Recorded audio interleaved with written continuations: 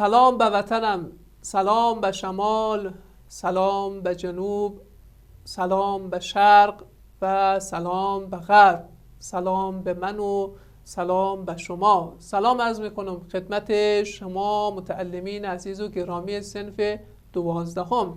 بنده محمد علی نجفی استاد مضمون جغرافیا در خدمت شما عزیزان هستم با درس جدید. فصل 4 جلسه اول مواصلات و ارتباطات، مضامینی که میخواهیم برای شما دوستان امروز توضیح دهیم در قالب اهمیت مواصلات و حمل و نقل زمینی می باشد. دوستان عزیز در جلسه جدید خوش آمدید.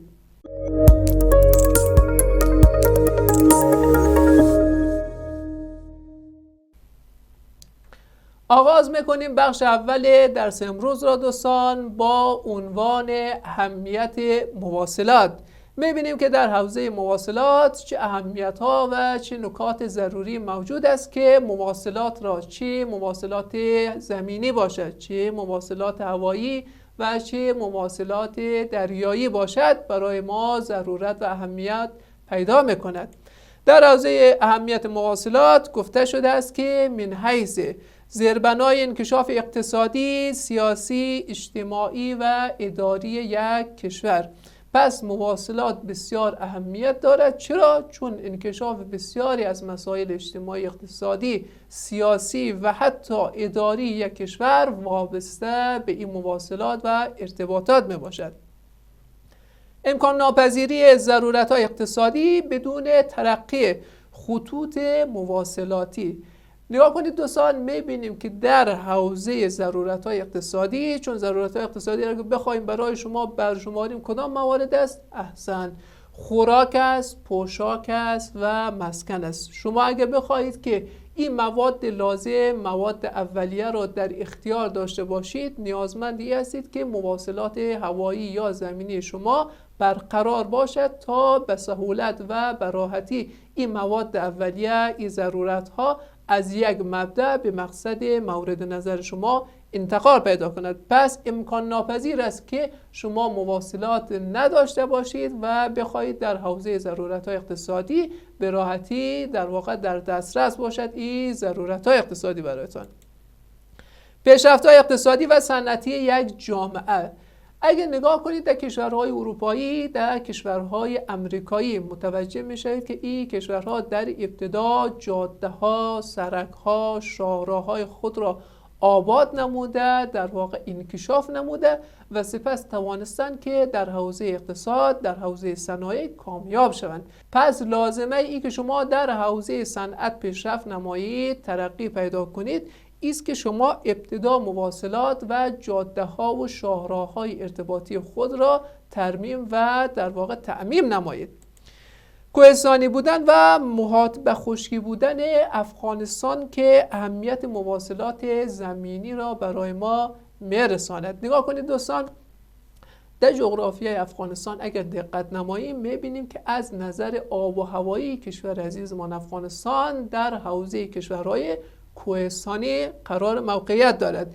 یعنی کشوری است که در واقع در این حوزه بسیار بسیار کوه دارد، سلسله جبال دارد، از هندوکش گرفته، پامیر گرفته و سلسله جبال های متعدد دیگر که باعث شده است که جاده های مواصلاتی بسیار بسیار اهمیت پیدا کند و همین موارد باعث شده است که ما نتوانیم در واقع از راه مواصلات زمینی خیلی کامیاب به نظر برسیم. چرا؟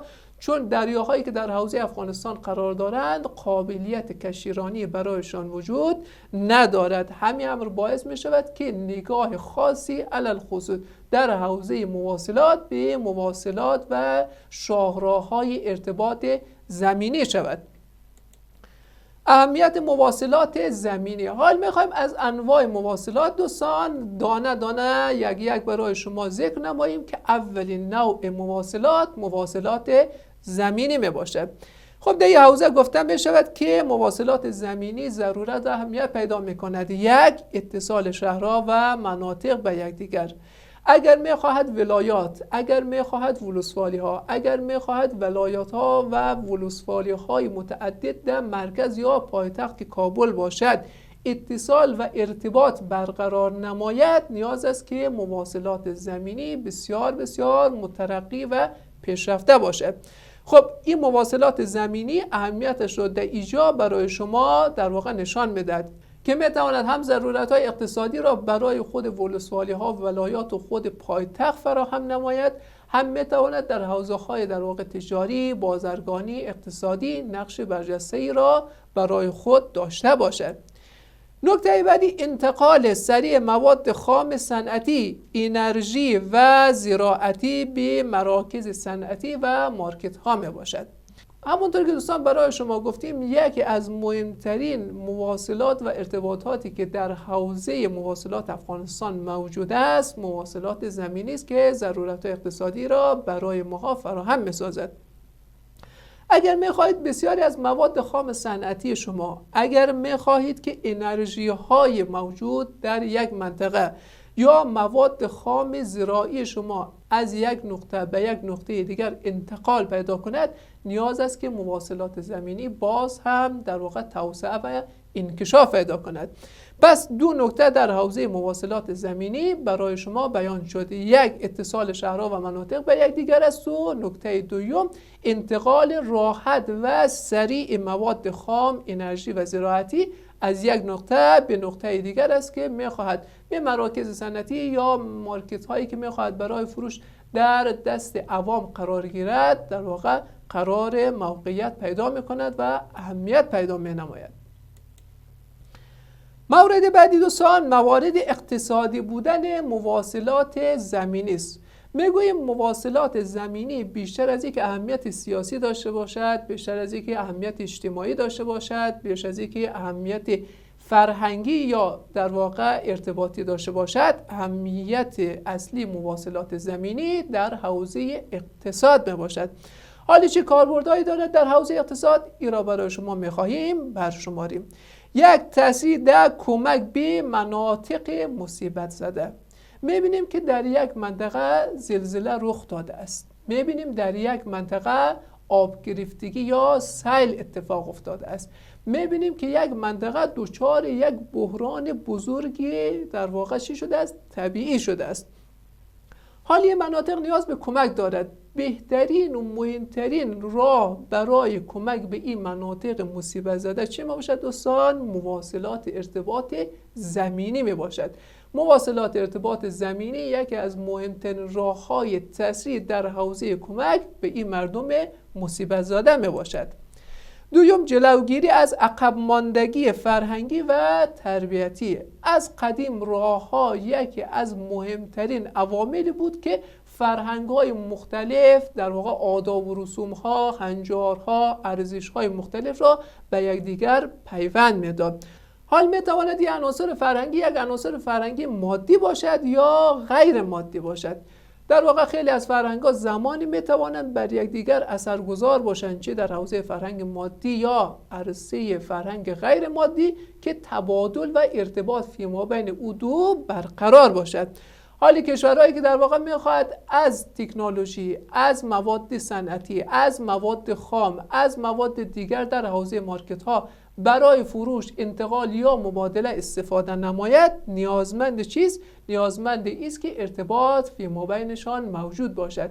حال یکی از این راه‌های ارتباطی مواصلات زمینی است که میتواند جلوگیری کند از عقب ماندگی کشورهای همسایه، جلوگیری کند از ولایت‌هایی که در نزدیکی یک پایتخت وجود دارد، یا ولسوالی‌ها یا مراکز ولسوالی‌ها یا به سمت قریه‌ها. این در واقع راه‌ها و این مواصلات زمینی اگر موجود باشد، تسریع می‌کند روند پیشرفت و ترقی شدن یک ولایت، ولسوالی یا حتی یک کشور همسایه را. نکته بعدی دوستان، تقلیل قیمت اشیا در بازار است. اگر یک کالا یا یک ماده در بازار اقتصادی یک ولایت یا یک ولسوالی قیمت افزایش پیدا کند دوستان، این باعث می شود که قیمت روز به روز افزایش پیدا کند، به خاطری که او کالا کمیاب شده است. حال این راه ها نیاز است که چیکار شود؟ این راه ها نیاز است که در واقع این مواد را از نقاطی که در او تراکم موجود است، در او این ماده بسیار فراوان است، او را انتقال بدهند به سمت این مرکزی که این ماده یا این کالا کمیاب است.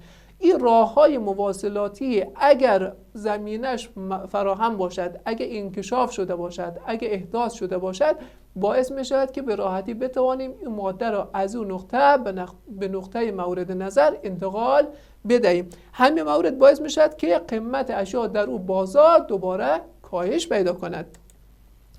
نکته بعدی صرفه‌جویی در سوخت و وقت است. اولین اینکه شما می توانید با استفاده از مواصلات ارتباطی اگر فراهم باشد در کمترین زمان یک ماده را، یک محصول را یا یک کالا را از یک نقطه به نقطه دیگر انتقال دهید. دومی است که شما می توانید در مصرف سوخت نیز صرفه‌جویی نمایید، برخلاف مواصلات هوایی. چون میدانید که مواصلات هوایی وقتی صورت میگیرد از طریق هواپیما، از طریق طیاره، این باعث میشد که اولا سوخت بسیار بسیار بالایی برای هواپیما نیازمند باشد که برای انتقال یک انسان، برای انتقال یک مواد یا یک کالا صورت بگیرد، و ثانیا هزینه او بسیار بسیار فراوان است، بسیار زیاد است. و از سوی دیگر وقتی نگاه میکنیم متوجه میشویم که اون ماده‌ای که میخواد انتقال پیدا کند حجمش باید بسیار بسیار چی باشد دوستان؟ کم باشد، کم ولی با ارزش. چون در حوزه انتقال هوایی که وقتی میخوایم صحبت نماییم موادی را همیشه انتقال میدهند که از نظر حجم کمتر است و از نظر ارزش بیشتر میباشد.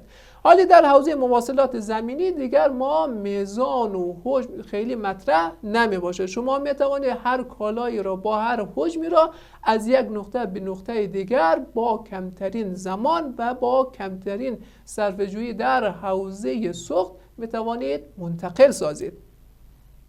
و مورد آخر آشنایی اقوام از عنعنات یکدیگر می باشد که این کار موجب وحدت ملی فی ما بین اقوام مختلف در داخل جغرافیای افغانستان می شود. نگاه کنید دوستان، وقتی ما نگاه میکنیم در تاریخ افغانستان متوجه میشویم که زمانی یک کشور، علل خصوص در این حوزه کشور عزیزمان افغانستان، توانسته است که به وحدت و همگرایی و یک پارچگی دست پیدا نماید که اقوام مختلف بتوانند با یکدیگر ارتباط و مبادله داشته باشند. حالی مبادله میتواند در حوزه‌های مختلف صورت گیرد، حوزه سیاسی باشد، اقتصادی باشد، اجتماعی باشد یا فرهنگی باشد. علل خصوص هنگامی که ما میتوانیم از فرهنگ یکدیگر، از آداب و رسوم، از ارزش، از هنجار همدیگر آشنا شویم، با یکدیگر شناخت پیدا نماییم، این باعث نزدیکی همدیگر ما و نزدیکی بیشتر ما به یکدیگر میشود. همین امر باعث میشود که وحدت ملی در سایه انسجام و یکپارچگی در داخل مرزهای جغرافیایی و سرحدات کشور عزیزمان افغانستان پیش آید.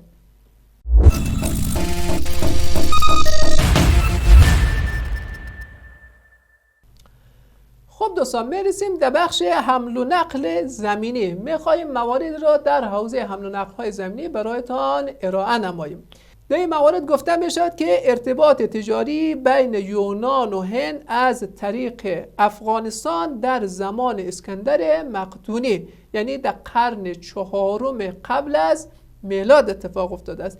کشور یونان یک کشور بسیار بسیار گسترده، به طوری که میتوان آن را یک امپراتوری نام گذاشت. با هند میخواست همواره چیکار کند دوستان؟ مراوده تجاری و اقتصادی داشته باشد. حال نیاز است که در واقع این مراوده که انجام می شود، این مبادله که میخواد انجام شود، از ناحیه یک کشور واسطه انجام شود. این کشور واسطه کدام است دوستان؟ این کشور واسطه کشور عزیزمان افغانستان می باشد. در زمان اسکندر که در قرن 4 قبل از میلاد بود، این مبادلات اقتصادی انجام میشد و کشور عزیزمان افغانستان به عنوان یک شاهراه در قبال قضیه برآورد شده است.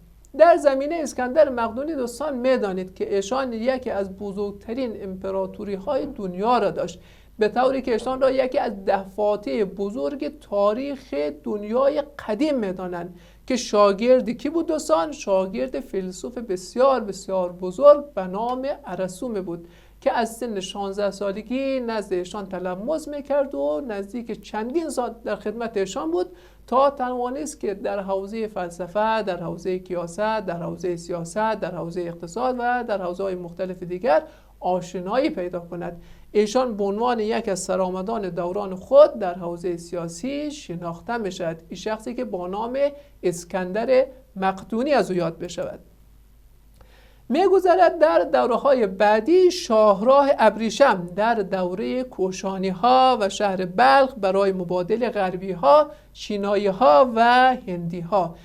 دوستان اگر در تاریخ باز هم برگردیم نگاه میکنیم که در دوره کوشانی‌ها، چون دوره کوشانی‌ها در آغاز در واقع چی بود دوستان؟ میلاد مسیح بود. یعنی شما اگر نگاه کنید در واقع سالهای فیما بین در واقع 70 تا 150 میلادی که دوره کوشانی‌ها در واقع یک دوره بسیار بسیار درخشان در تاریخ افغانستان نیز میشد و زیاد کرد، در مرکزیت شهری بود به نام بلخ.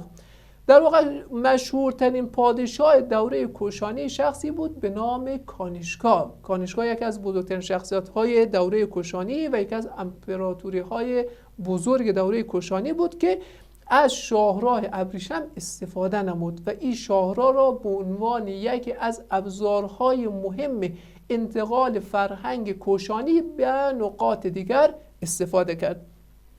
علل خصوص مبادله‌های زیادی انجام میداد. این مبادلات با کجا بودن؟ با کشورهای اروپایی بودن، با کشور چین بود، با کشوری هند بود که بسیار در واقع اهمیت داشت. شاهراه ابریشم نزدیک در 1700 سال به عنوان بزرگترین و مهمترین شاهراه تجاری و اقتصادی دنیا به شمار می‌رفت. جالب است بدانید که نام همین ابریشم که تحت عنوان جاده ابریشم یا شاهراه ابریشم از یاد میشد توسط یک جغرافیه‌دان آلمانی نامگذاری شد. ایشان آمد در واقع به سمت چین و از چین آمد ابریشم را خریداری کرد. هنگامی که به سمت اروپا برمیگشت نام جاده را گذاشت جاده ابریشم.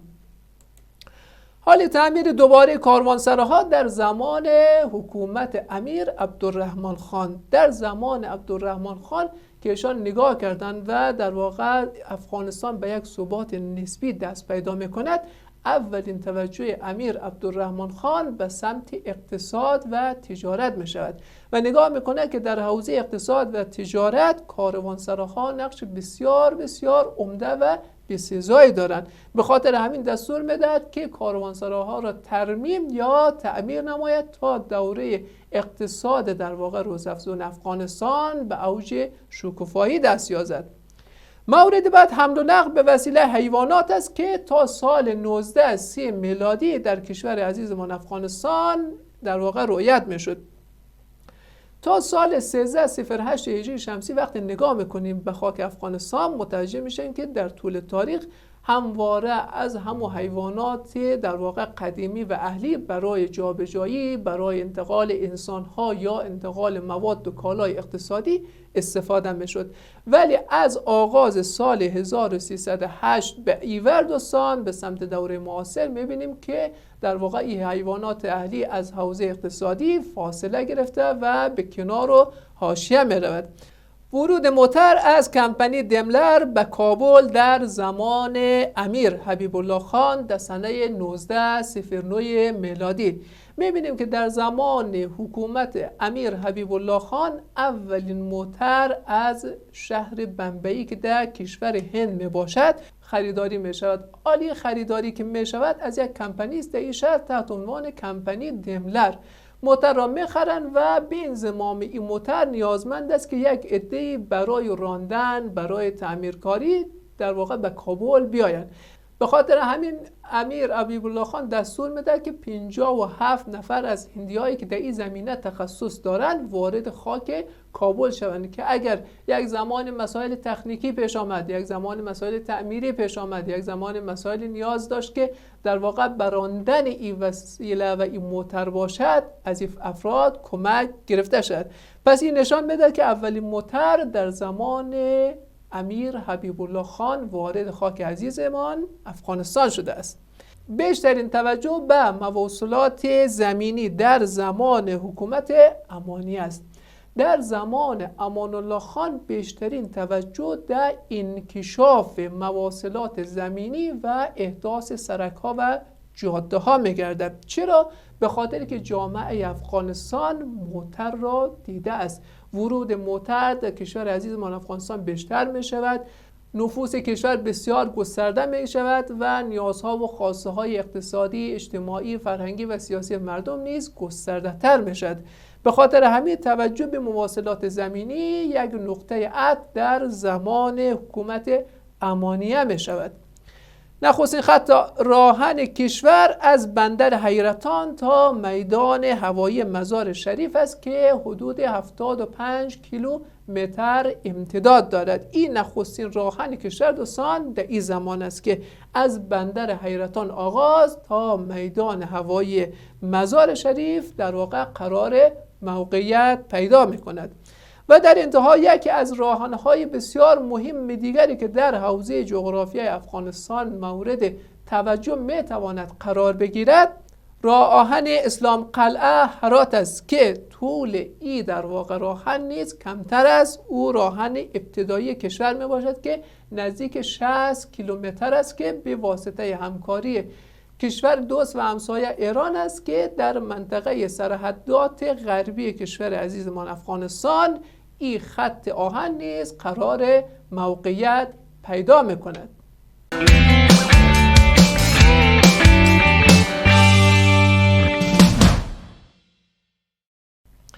خب دوستان میرسیم در مشکلات اعمار و توسعه مواصلات زمینی. در راه توسعه مواصلات زمینی یک سری مشکلاتی نیز موجود است که همین امر باعث شده است که مسیر توسعه این مواصلات یا کند شود یا متاسفانه مسدود گردد. یک ساختمان طبیعی افغانستان و کوهستانی بودن آن است. برایتان در اسلایدهای قبلی ذکر نمودیم، باز تکرار میکنیم. نگاه کنید دوستان، وقتی در جغرافیای افغانستان نگاهی میاندازیم متوجه میشیم که از نظر بستر کشور عزیزمان در حوزه کشورهای کوهستانی قرار موقعیت دارد.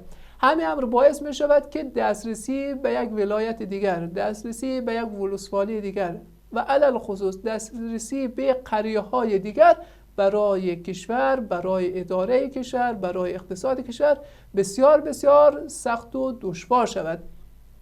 جاده‌ای که در کوهستان ها موجود است بسیار صعب العبور و سخت می باشد و مسیر انکشاف و مسیر در واقع احداث سرک ها، شاهراها را سخت و دشوار می سازد. دوم، اقلیم جداگانه مناطق کوهستانی و صحرایی است. کشور ما اگرچه از نظر دوستان گفتیم از نظر موقعیت در زمره کشورهای کوهستانی قرار میگیرد و جای میگیرد، ولی اگر نگاه نماییم دوستان میبینیم که کشور ما از نظر کوهستانی 1/3 میباشد، در حالی که ما داریم که یک مقداری و یک بخشی از کشور ما در حوزه جغرافیایی چیز دوستان کشورهای صحرایی قرار میگیرد. یعنی کشوری است که هم ناحیه کوهستانی در او متبلور و ظاهر می شود و هم مناطقی داریم در این کشور که تحت عنوان مناطق صحرایی است.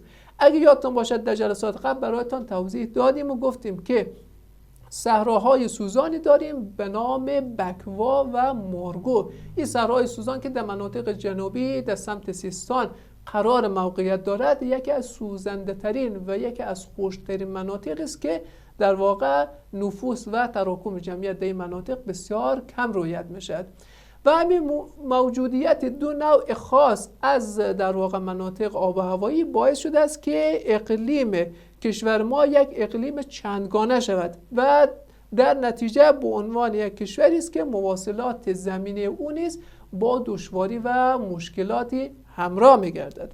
و سومین مورد دوستان نبود وسایل عصری، پرسنل فنی و سرمایه کافی است.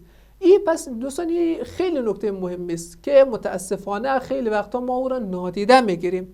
وسایل عصری که در کشور ما موجودیت ندارد، چون میدانید که احداث سرک ها، راه ها، انکشاف در واقع خود مواصلات زمینی نیازمند است که شما وسایل عصری، وسایل نو، وسایل جدید در اختیار داشته باشید که به سهولت و به راحتی بتوانید این انکشاف مواصلات را انجام دهید. ولی متاسفانه کشور ما به خاطر جنگ‌های متعدد داخلی و خارجی که برایش تحمیل شده است نتوانسته است که در واقع در این زمینه موفق ظاهر شود.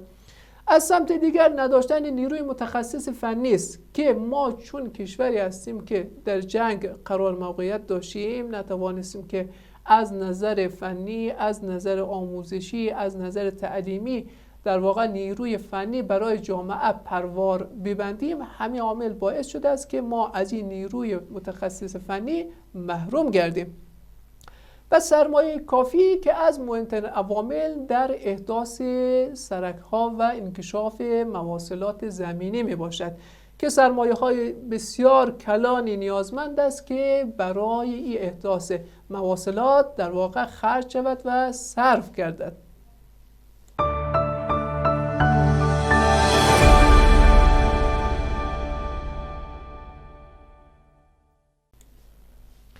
خب دوستان عزیز، وارد سوالات کانکوری شویم.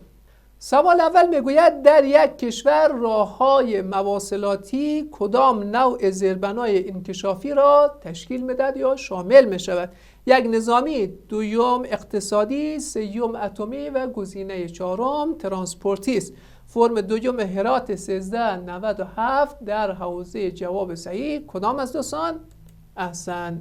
میگوییم راه‌های مواصلاتی از نوع چیز دوستان؟ زیربنای انکشافی در حوزه اقتصاد می باشد که بسیار بسیار حائز اهمیت است. سوال بعد میگوید کدام یک جزء موارد اقتصادی بودن مواصلات نمی باشد؟ یک، تقلیل قیمت اشیا در بازار. دوم، آشنایی اقوام از عنعنات یکدیگر. سوم، عقب ماندگی فرهنگی و تربیتی. و گزینه چهارم، صرفه‌جویی در سوخت و قیمت.